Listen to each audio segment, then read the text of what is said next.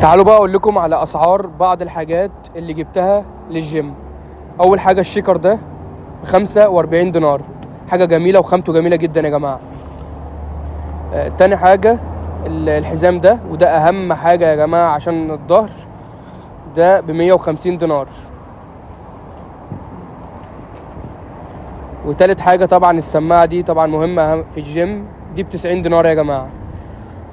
وايه تاني؟ و الكولاجيومين يا جماعه، ده اهم حاجه طبعا، او ممكن تجيب كرياتين، وده ب260 دينار. ده طبعا كل يوم اسكوب.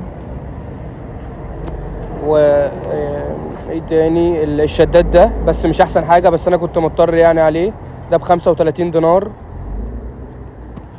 والشنطه يا جماعه برضو اهم حاجه، الشنطه دي جميله جدا جدا جدا، من بره كده جلد، دي ب85 دينار. وهبقى برضه اصور لكم المكان اللي انا جايبها منه، مكان جميل وفيه كل اللبس الرياضي وشنط وكده.